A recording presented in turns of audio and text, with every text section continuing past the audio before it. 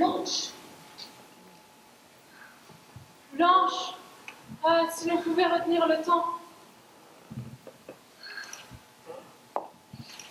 Mais voici qu'arrive une étrange lettre.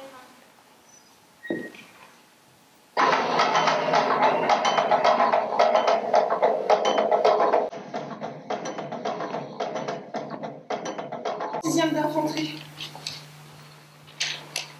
Oh mon Dieu, à un moment j'ai cru.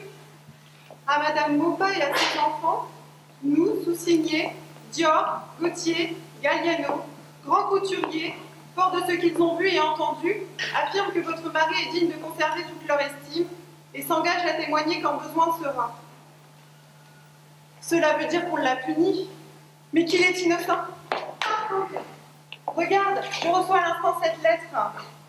Mon mari est en prison. C'en est trop, je pars sur le champ le rejoindre. N'y va pas. Je suis inquiète. Je dois connaître les sanctions qu'on lui a infligées. Tu peux le comprendre, tu en reviens. Je pars. N'y va pas, Blanche, n'y va pas.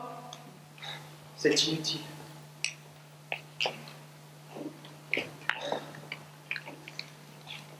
Il est mort.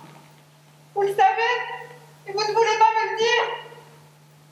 Notre pauvre styliste, ils l'ont fusillé. Blanche n'a pas pleuré devant nous. Elle est partie très droite, presque calme. Nous osons à peine la croiser. Elle est devenue presque une étrangère. Étrangère, Blanche, tu es déjà d'un autre monde. Le monde de la souffrance, le monde de la mort.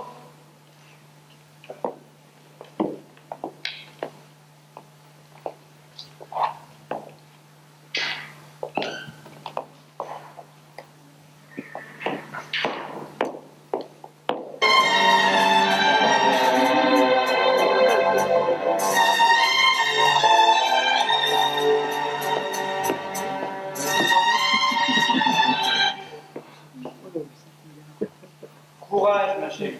Une telle secousse n'a pas eu raison de ta volonté. Tu t'es admirablement comporté en fait. Merci, Fred.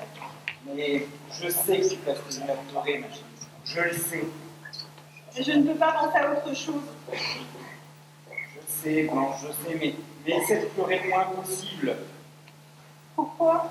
Tes yeux ne résisteront pas longtemps, et puis la fatigue des veilles aidant, ça serait grave. J'essaierai. Que dit-on dans les coulisses? La rumeur publique est en faveur de l'innocence de ton mari. Toi-même, tu ne doutes pas de lui, n'est-ce pas? Cela veut dire que d'autres en doutent déjà?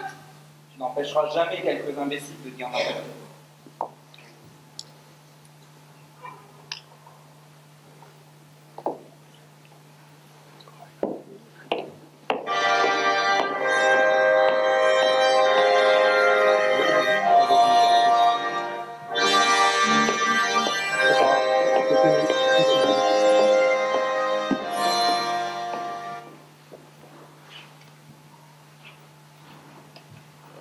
Notre pauvre Blanche, quand même.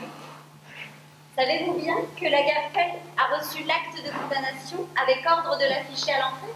C'est faux, absolument faux. J'ai croisé Karl ce matin, aucun document n'est arrivé. Pourtant, c'est ce qu'on m'a dit. On. Avec des on, notre Maupas sera bientôt transformé en bandit de grand chemin. Permettez, je ne veux pas avoir l'air de médire, mais il doit bien y avoir anguille sous roche dans cette histoire. On en a quand même bien fusillé 4 le même jour. Alors, une erreur pour un, peut-être, mais pour 4. Peut-être que notre styliste, brave comme il est, Comme il était. oui, eh bien, peut-être qu'il s'est laissé monter la tête. En tout cas, il paraît que Madame Maupas est devenue folle avec le choc. Mais elle n'est pas folle du tout. Je dirais plutôt qu'elle est bien calme. Pensez, son mari mort à la guerre, c'est déjà quelque chose. Mais fusillé, D'autant qu'il a une part de responsabilité. Comment ça? Des gens bien informés ont affirmé à un camarade de régiment de mon frère que ce qui a le plus pesé dans la balance pour la condamnation de Maupas, ce sont les lettres de sa femme qu'on a retrouvées sur lui.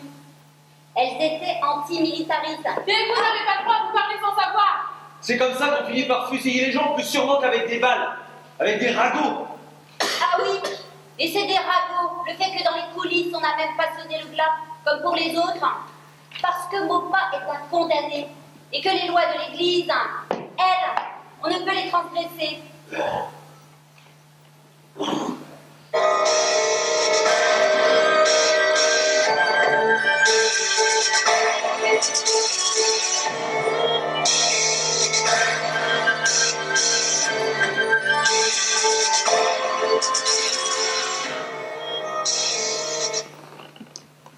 Tu sais, Fred, qu'on a refusé de sonner de plat pour Théo? Je sais, ma chérie, je le sais, mais l'essentiel est que la majorité reste fidèle à sa mémoire. C'est vrai. Cette estime des gens qui l'ont connu me touche plus qu'un son de cloche. Ce qui me dégoûte, c'est qu'à l'agence, on a essayé de me faire quitter la Fashion Week. Tu plaisantes? Hélas, non. Julia n'a pas souhaité me recevoir. Et elle m'a fait dire par une de ses assistantes que je n'aurais qu'à demander n'importe quel défilé en province et que j'obtiendrais satisfaction immédiatement. Les bêtises et la méchanceté humaine sont vraiment sans limite.